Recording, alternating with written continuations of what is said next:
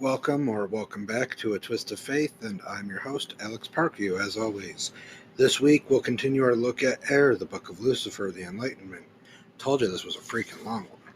The one we're going to be looking at today is Life After Death Through Fulfillment of the Ego, and possibly I'll cover shortly religious holidays, because there's not a lot to that as far as Satanism, so I'll probably throw that in there too, just to give us a little extra material.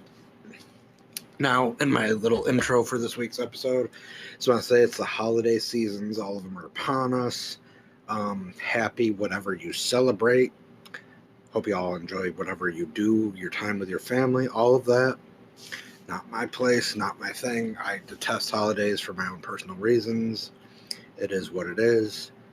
I guess, even though I detest them, I'm still polite, air quotes around polite, enough to acknowledge people if they wish me some sort of happy sentiment, like a happy whatever, a Merry Christmas. Even if I don't care, I don't celebrate. It's like, yep, thanks, you too, enjoy. Like, you don't got to be a dick. That ties into my whole don't be a shitty human thing. So just do your thing for the holidays. If you treasure them, treasure them. If you hate them, hate them. Know you're not alone if you can't stand them. And we'll get cracking here on Life After Death Through Fulfillment of the Ego. All right. Life after death through fulfillment of the ego. Man is aware that he will die someday. Other animals, when nearing death, know they are about to die, but it is not until death is certain that the animal senses his coming departure from this world. And even then, he does not know exactly what is entailed in dying.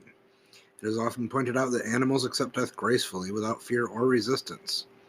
This is a beautiful concept, but one that only holds true in cases where death for the animal is unavoidable. When an animal is sick or injured, he will fight for his life with every ounce of strength he has left. It is this unshakable will to live that, if man were not so highly evolved, would also give him the fighting spirit he needs to stay alive. It is a well-known fact that many people die simply because they give up and just don't care anymore. This is understandable if the person is very ill, with no apparent chance for recovery, but this is often not the case. Man has become lazy. He has learned to take the easy way out. Even suicide has become less repugnant to many people than any number of other sins. Religion is totally to blame for this. Death in most religions is touted as a great spiritual awakening, one which is prepared for throughout life. This concept is very appealing to one who has not had a satisfactory life, but to those who have experienced all the joys life has to offer, there's a great dread attached to dying. This is as it should be. It is this lust for life which allows the vital person to live after the inevitable death of the fleshly shell. History shows that men who have given their own lives in pursuit of an ideal have been deified for their martyrdom. Religionists and political leaders have been very crafty in laying their plans. By holding the martyr up as a shining example to his fellow men, they eliminate the common sense reaction that willful self-destruction goes against all animal logic. To the Satanist, martyrdom and non-personalized heroism is to be associated not with integrity, but with stupidity. This, of course, does not apply in situations which involve the safety of a loved one. But to give one's own life for something as impersonal as a political or religious issue is the ultimate in masochism. Life is the one great indulgence, death the one great abstinence. To a person who is satisfied with his earthly existence, life is like a party, and no one likes to leave a good party. By the same token, if a person is enjoying himself here on earth, he will not so readily give up this life for the promise of an afterlife about which he knows nothing. The Eastern mystical beliefs teach humans to discipline themselves against any conscious will for success so they might dissolve themselves into universal cosmic awareness, anything to avoid good, healthy self-satisfaction or honest pride in earthly accomplishments. It is interesting to note that the areas in which this type of belief flourishes are those where material gains are not easily obtainable.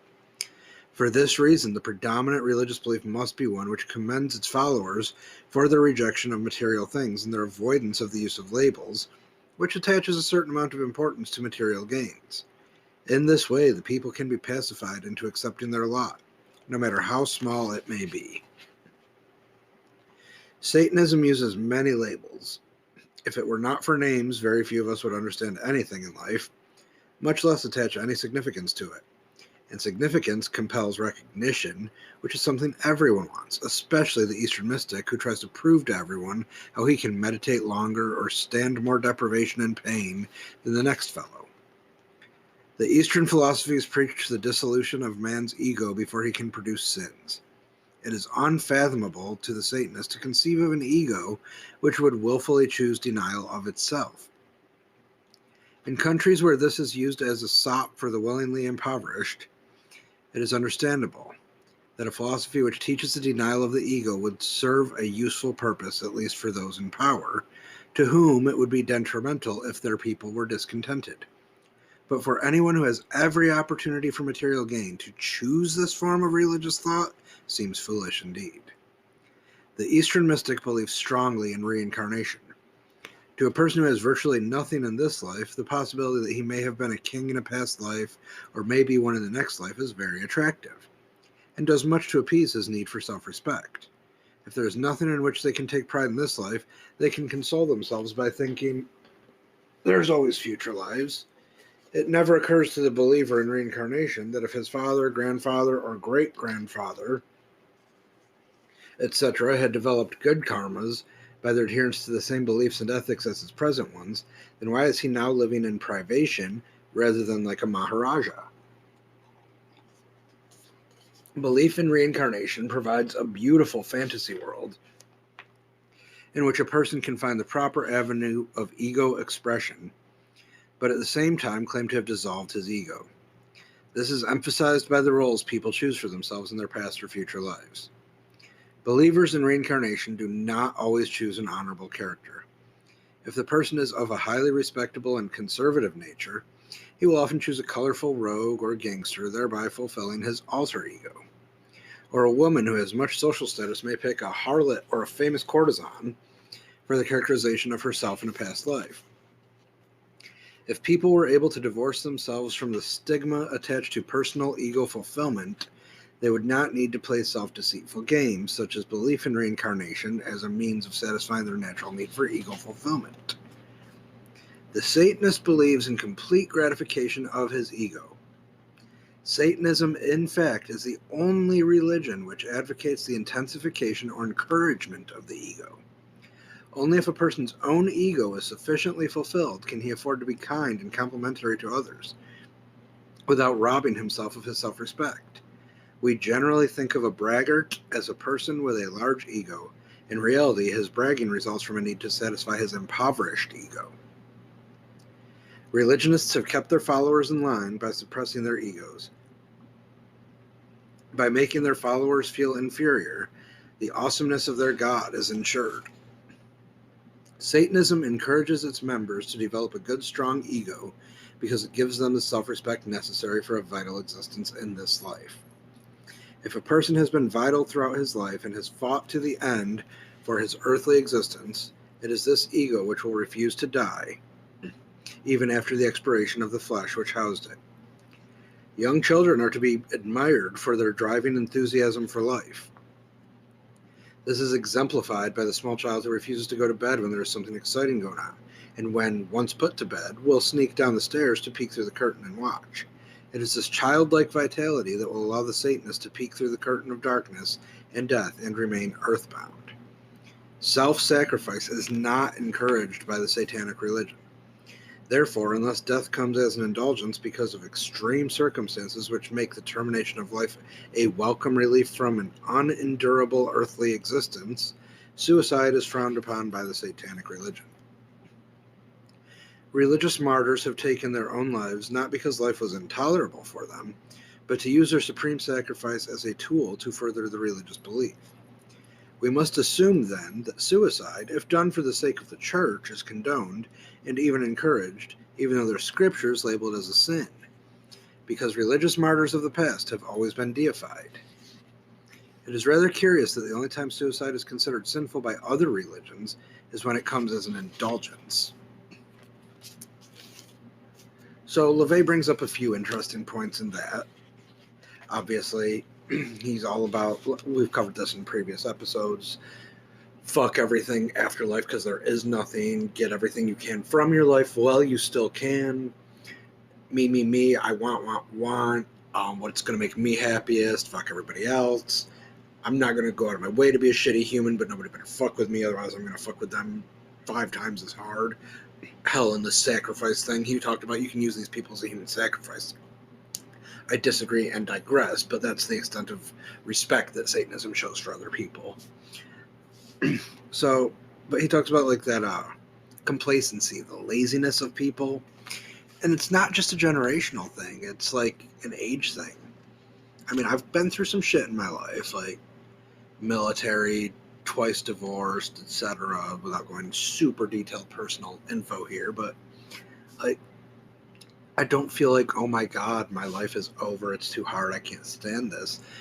The times when I found myself alone or suffering, I found ways to distract myself, new hobbies. Hell, I started a podcast. It wasn't my idea. Thank you, Allie, my dear homie. But, I started a podcast just to give myself something to do. And I'm glad all of you seem to enjoy listening to it. So to be completely lazy, complacent, and just done with life, you might as well just be dead, honestly. Like, if you're not, life is for the living. If you're not living, die, maybe? Like, it's just, I don't know. I kind of get what he's saying there. And I don't like how he oversimplifies. He calls them Eastern philosophies. I'm just going to say Buddhism because he mentions reincarnation. And I told you back in the pilot episode, my dad, the closest thing he could be called was a Buddhist because of his beliefs. Like, he didn't describe to the title, but that was the closest set of beliefs to his. So he talks about reincarnation and says all these things about, oh, well, people are just kind of off playing themselves, putting their ego down. The rich, well-off woman is like painting herself as a whore in a past life or something. Like, there's so much more to Buddhism. Great book if you ever get the chance to read it, Siddhartha. Never read it in my life until my dad died. He left me a copy of this book in his will, and in the will it said, read this and you will understand. That's like, holy shit. That's his basically dying wish for me, is to read this book in hopes that I will better figure out where his head was at, what he believes happened to him after he died. So I read it, and oh my god, like, I'm not a Buddhist after reading it, but it paints a pretty fucking vivid picture in all kinds of interesting ways. May actually covers that some in future episodes, because there's some of that I love, the concepts behind. So I don't love that LaVey oversimplifies. He just says, yeah, reincarnation, Eastern mystics, reincarnation. He kind of just shits on it, and that's not my style. Like, yeah, I'll call out shit that needs called out, like, oh, I don't know, a religion that says to sacrifice other fucking humans, LaVey. But, like, I'm not down with the oversimplification. Now, the part where he talks about complete gratification of the ego, I mean, to an extent, I agree with that. I'm not saying, like, fuck everybody else. I actually do say that pretty frequently, if you know me. But I'm not saying fuck everybody else. Like, do what you need to do. You have a roof, you have food, you have hobbies, pursue them. Live your life with a zest. You want to skydive, do it. Like, go do the things. Don't do this bucket list of shit you want to do before you die. Oh my god, the things. No, like, go do it. Live your fucking life. Take that vacation day. Take the fucking vacation day and go and have a good goddamn time. Just fucking enjoy your life. Live through your ego fulfillment. Like, rich and famous people know they're going to be fucking remembered long after they're dead, so they can, quote, die happily. Most of them probably die miserably because they're a bunch of drug fucking ridden idiots, but that's a whole other topic. Like, if I were to become famous from this podcast, honestly, I wouldn't care. I'd still eat the same stuff. I'd probably do things like skydive more often because I'd have more money to do them more often. Like, I'm going to be recording a video of myself for my daughter at some point, because when I'm gone, I don't know that I'll get to haunt her. And I say that in a loving way, because you say haunt somebody, you think, oh my God, you're going to freak out. No, I don't know that I'll be able to haunt her and let her know that I'm with her, I love her, etc. Because we don't know what comes after all this. Like ghosts, heaven, hell, etc. We don't know for certain about any of that. And the one thing I would love more than anything since my dad died would just be to hear his voice again. So I'm going to be recording a video for my daughter so that if nothing else, when she gets to feeling some kind of way after I'm dead, because it's going to happen eventually, not anytime soon if I can help it, but it's going to happen eventually, she can just watch the video, see me, hear my voice. Like, to me, that is the greatest thing you can give somebody who loves you. It's something where they can look upon you and listen to you and hear you, your voice, your mannerisms in the video. Like, there's that fulfillment of the ego too, because now you are passing your love on from beyond the grave through digital media, which is, granted, a new concept. Probably wasn't really much of a thing when LaVey was around, because we didn't have webcams and computers and Chromebooks and smartphones, etc. You get the idea. But you definitely need to fulfill yourself in this life. Just don't be a dickbag about it. Like, LaVey covers all this stuff mocking the religions, and I think he spent too much time on that and not enough time on the point of the book. Like, this is supposed to be about ego gratification, so spend your time talking about that. Don't spend your time saying, oh, fuck all these Buddhists that believe in reincarnation, because this might happen, that might happen, why this, and this. If they live this way, why am I living this way? Why wasn't I reincarnated as a fucking world leader? No, like, just focus on the point that you're trying to get across, LaVey, for fuck's sake. So we're going to take a quick break, and then I'm going to take a look at religious holidays. Kind of fitting because Christmas is just around the corner. Hanukkah has already started. Religious holidays up next. All right, religious holidays. Now I'm going to kind of glaze over some of this just because it's short enough as is, but you'll see Satanists don't really believe in a ton of religious holidays. Guarantee you there's not a Satanist out there celebrating Christmas, Hanukkah, Kwanzaa, any of that kind of shit. So, the highest of all holidays in the Satanic religion is the date of one's own birth. Your birthday, bam, religious holiday. Booyah. Biggest holiday worth celebrating in the world. Your birthday, because you're your own god. You are not like celebrating the birth of some other man-made fictional god, like LaVey mentions Christianity, Christ. If you're into the Egyptian stuff, Horus, like all that. You're not celebrating the made-up deity. You're celebrating yourself because you are your own god. Your birthday is numero uno, fuck everybody else, biggest satanic religious holiday. And then there's after your birthday, the two major satanic holidays are, pardon my pronunciation here, Walpurgisnacht and Halloween. One of those is about Saint Walpurgis. Long story about her upbringing. She became like the head of a church and some shit for settlement in Diocese of Mainz. Became the abbess of the Benedictine nunnery. Her brother did some equally boring religious shit. On the death of Winibald, which I guess was the brother, yeah. She succeeded him in his charge, retaining the superintendence of both houses until her death. So she was laid in a hollow rock in Eichstätt, from which exuded a kind of bituminous oil, afterwards known as Walpurgis oil. Super cool shit here. Not really. I mean, I'm all for, like, miracles after death, crying statues, all that. It's always fun. Sometimes it might be legit. Most times it's a hoax. So I don't know about the oil, but whatever. I'm not judging these people for their beliefs. This is LaVey's coverage, and for him to spend time on a saint is kind of derp to me because his whole thing is fuck saints. But, what do I know? I'm just flipping through his Bible trying to help you all figure it out too and understand it.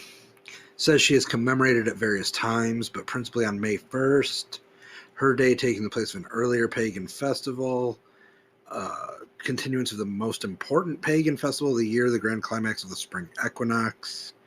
The eve of May has been memorialized as the night that all the demons, specters, afrits, and banshees would come forth and hold their wild revels, symbolizing the fruition of the spring equinox.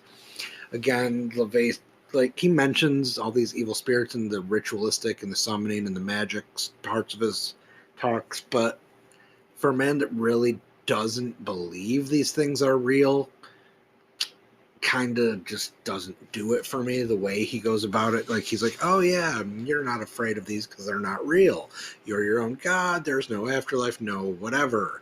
But on this day, all these specters, demons, efreets, and banshees, because I'm LaVey, and fuck, I can just rewrite whatever the fuck I want. Nobody's paid attention. By this point, they've fallen asleep or they're too outraged. So I'm just going to make some shit up at this point. Then he goes on to talk about Halloween. Obviously, falls on October 31st. It was one of the great fire festivals of Britain at the time of the Druids. In Scotland, it was associated with a time when the spirits of the dead, demons, witches, and sorcerers were unusually active and propitious. All Hallows Eve was also the night when young people performed magical rituals to determine their future marriage partners. Like, this isn't LaVey's take on this. This is like the take of the time. Like he mentions Britain, Scotland. It's not his takes. These are just historical takes that he's addressing. Mentions how older people took great care to safeguard their homes from the evil spirits. Solstices and equinoxes are also celebrated as holidays as they herald the first day of the seasons. Difference between a solstice and an equinox is a semantic one, defining the relationship between the sun, moon, and the fixed stars. Solstice applies to summer and winter, equinox to autumn and spring. Summer solstice in June, winter solstice December, autumn equinox in September, spring equinox March. So the equinoxes and the solstices, the dates vary within a day or two depending on lunar cycles. And 5 to 6 weeks after these days, the legendary Satanic revels are celebrated. So it told you it was going to be short because LaVey and Satanism and his religion all about celebrating you, yourself, and you. The good old me, myself, and I, you, yourself, and you. And fucking just the hell with everything else. Like, the only holidays he cares about are that Walpurgisnacht, Halloween, and of course the greatest holiday of any religion ever, the day of your individual birth as a Satanist. So, every year on your birthday, fucking live it up, I guess. LaVey is just, I don't know, like, I have a problem with somebody who tells you that you are your own God, but then tells you that this Walpurgisnacht thing commemorates this equinox and this saint because of shit that she did in her life, and when she died there was bituminous oil seeping from the rock. Like, it sounds like he's endorsing the very thing which he mocks. So either LaVey's a hypocrite or he's an idiot. I'm just going to come right out and say it when it comes to that kind of shit. Like, I've told you in some of these, I agree with parts of his theories, parts of his belief system. Like, honestly, the book just reads at this point as it were written by somebody who was just trying to make themselves sound cool and who didn't want to fucking think about anybody else. I mean, like, your birthday, Halloween, which, don't get me wrong, Halloween is by far my favorite holiday. Not because of satanic drivel, just because, like, I've always loved Halloween. I've always loved The Grim Reaper, On a Pale Horse by Piers Anthony. Great book. It associates with some Catholic beliefs, so grain of salt with those, because, I'm not a huge fan of Catholicism, we'll say. I'm trying to be polite in that. I mean, one of these days I'll actually break down in an episode. I'll get out the freaking huge-ass Christian Bible, and I will go through and debunk everything that Catholicism is based on, and you will see why I just can't fucking stand Catholicism. But LaVey just, I don't know, man. Like, he started off so strong, and now he's just, like, using this whole Book of Lucifer, the Enlightenment, as filler. Like, do this, don't do this. Oh, wait, I just said this in this chapter, so now I'm going to come back and completely negate myself here. Dude, it's a man-made religion. Like, your one chance to have a religion without any form of hypocrisy, and you blow it by fucking just countering your own thoughts and ideas? And the holiday thing, like, okay, I get your birthday, sure, because you're your own God. Makes sense within the confines of the religion. The Walpurgisnacht thing does not make sense in the confines of your religion because you are deifying the saint and the remembrance just because of how she died and the fact that it falls in with the equinox. Dumbass. And then Halloween I get just because of all the lore associated with, big scaries, demons, Samhain. or to those of you who don't know how to pronounce things, Samhain. But like, there's at least Halloween kind of fits in with the religion as far as the evil influence, I guess. Like, I just feel like maybe he should have just excluded religious holidays entirely, maybe just on the birthday. I don't know. I'm kind of at a loss, but it's not my religion. I didn't write the Bible. I'm just picking it apart. And LaVey would encourage it. I'm sure he'd be pissed that I'm making fun of him so much, but he encourages you to question everything.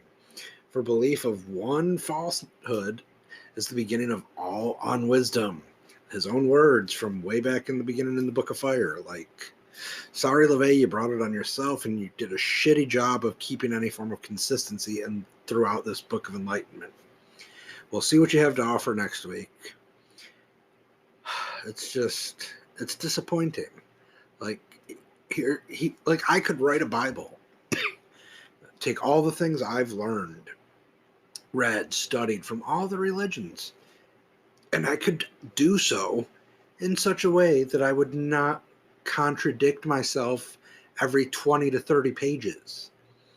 I would not spend the entirety of it mocking other religions.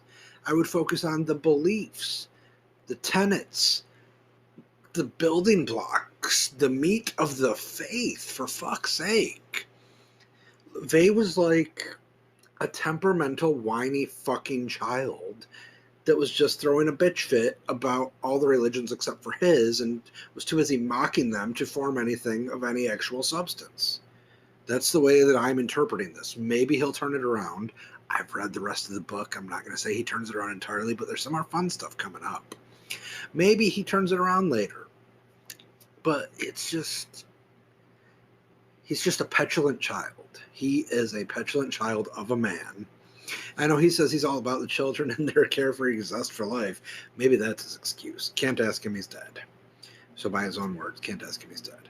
So that's religious holidays in a nutshell for the Satanist. So if you are a fully practicing functional Satanist, according to LaVey, you cannot celebrate any holiday except for your birthday, Halloween, the equinoxes, the solstices, and Walpurgisnacht, which deifies a saint, which is totally against Satanism, but it's okay because LaVey said so.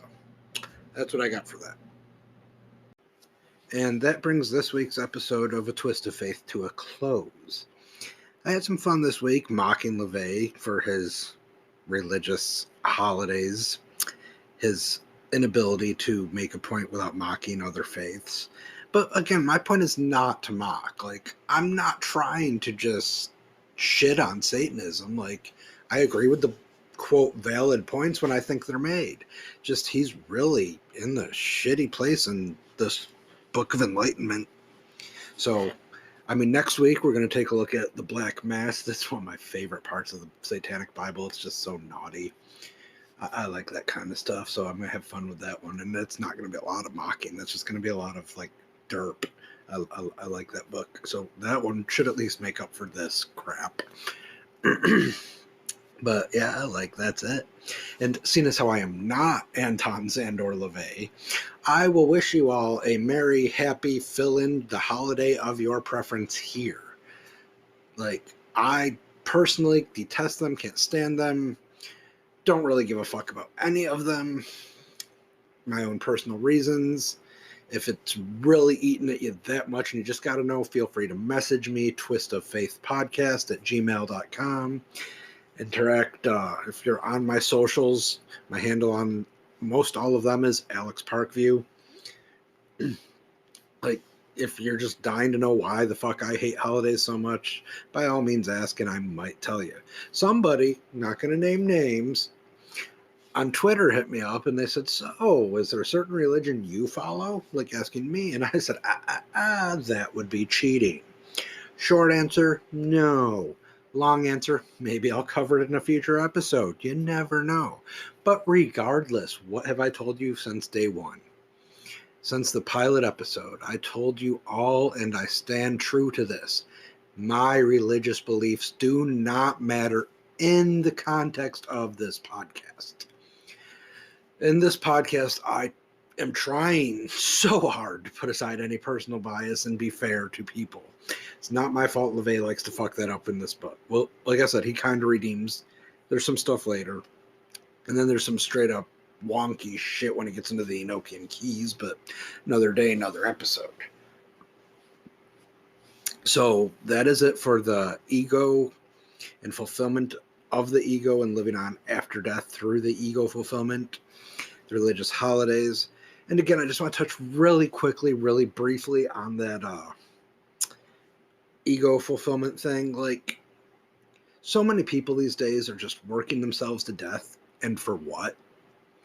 Like, if you die today, your job will have a replacement for you before Christmas. Might not be tomorrow because of the holiday, but they'll have a replacement for you before Christmas.